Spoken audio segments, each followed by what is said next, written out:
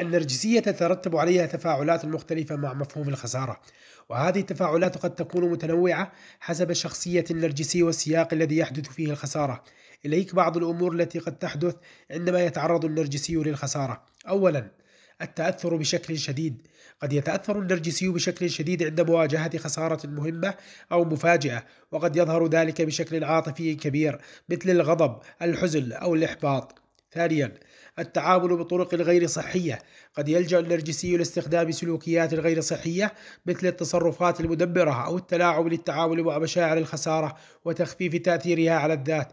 ثالثا، الانغماس في العمل.